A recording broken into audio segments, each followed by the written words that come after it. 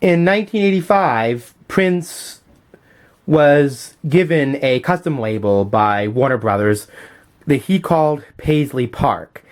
And he parlayed that into somewhat of a mini empire and the name of his home and studio facilities. And the first release on it was his 1985 album with the Revolution, Around the World in a Day.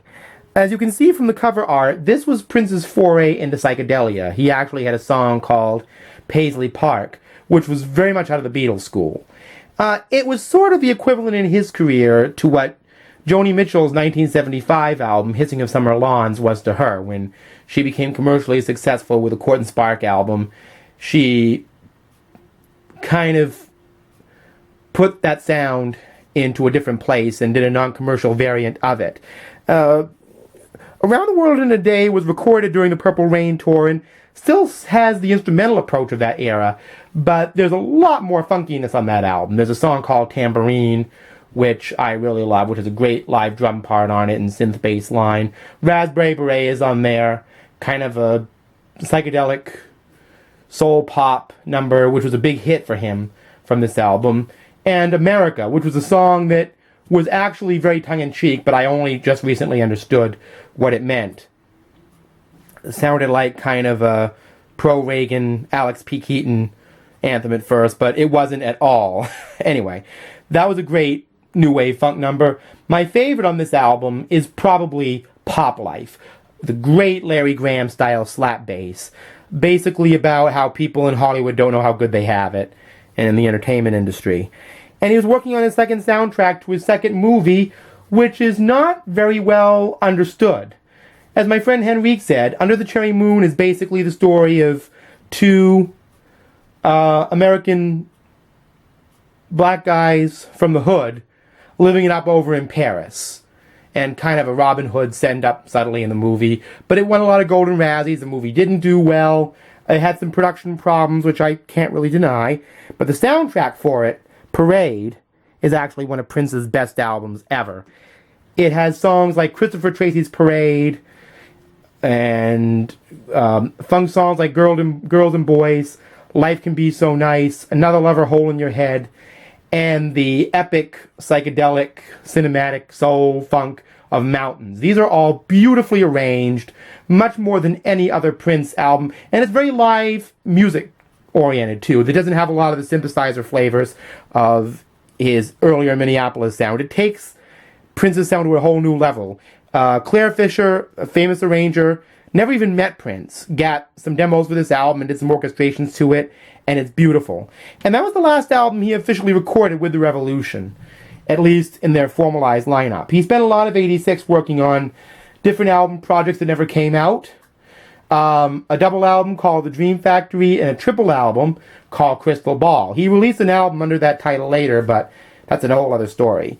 What came of that was what a lot of people, including myself, consider Prince's finest album of the 80s, Sign O' the Times. The title song, The Ballad of Dorothy Parker, Starfish and Coffee, which I actually learned is a story his girlfriend Susanna Melvoin told him about an autistic girl she grew up with. And I thought that was really sweet. And not only that, he had Housequake on there. As Henry describes it, that's what Prince would have been doing had he been producing James Brown, more than likely. James Brown would probably have been able to update his sound in the 80s very well that way. And there's also songs like Slow Love on there, which were great ballads with great horn charts. And another great live funk jam called It's Gonna Be a Beautiful Night. Great hit with Sheena Easton. You Got the Look. Great dance rocker.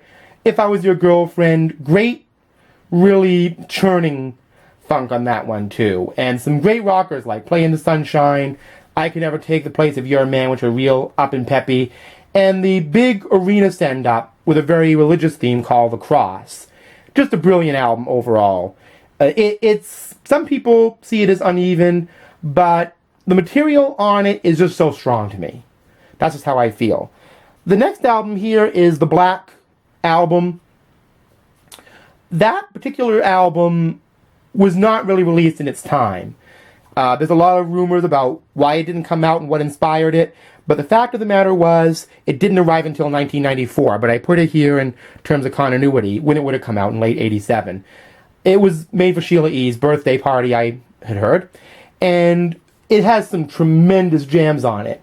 Cindy C. is absolutely amazing, Le Grind, and a humongous, swelling funk jam. One of Prince's better funky jams of that time.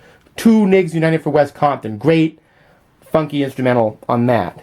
This has the album that replaced it in the marketplace, an album called Love Sexy, which actually has a spiritual theme, but Prince's partially naked photo on the cover ended up getting it banned from a lot of record stores, and the fact he recorded its 9 songs on one track prevented it from getting a lot of airplay. But it has some of Prince's greatest songs on it. It's a little more of a contemporary album in some ways, and some of the material is a little harder to get into. But in terms of jazz funk numbers, it's really hard to get much higher than I Know, and even songs like Anastasia with their kind of arena rock fusion flavor. You know, it's right along with Prince's Madhouse project, came out around the Black Album in that period. But my favorite song on that album is Dance On. Sheila E. does this amazing drum line on it, and he's singing about the war-torn Detroit, and even about the music industry of the time, describing, bass guitar and cobwebs, and the funk being neglected while everybody's out there shooting each other in the street. It's kind of an anti-gangster rap song. And I love Alphabet Street. Very upbeat song, soulful, bluesy, up-tempo, funky feel. I love it. It's an inconsistent album in a lot of ways, but I love those cuts on it. Love Sexy is pretty underrated, especially if you can get the version of the album with all the tracks separated. It's worth it. His next soundtrack came at the end of the 80s, in 1989, for Tim Burton's original Batman, with Michael Keaton as Bruce Wayne Batman and Jack Nicholson as the Joker. Now, there's stories that Michael Jackson and Prince were supposed to divide the album up between Michael Jackson doing the more upbeat side and Prince doing the darker side. Basically, Michael Jackson doing the Bruce Wayne's songs from his point of view, and Prince doing the darker Batman material. But Prince ended up doing it all, and it was a really interesting album because it's one of his most commercially successful. He had a huge #1 hit with it, his first since the Purple Rain days, really, I suppose, with Bat Dance, which pretty much epitomizes the album. A mixture of house, funk, and rock. The Future is another excellent house-type cut, but there's some fantastic funk on here too, especially Party Man, my favorite cut on this entire album. He also reunites with Sheena Easton on The Arms of Orion, which is a really epic ballad on this album too. So that concludes Prince's saga of the 80s. And as for the 90s, that would be the beginning of some really interesting and somewhat complex times for Prince. But for that, I'll see you next time.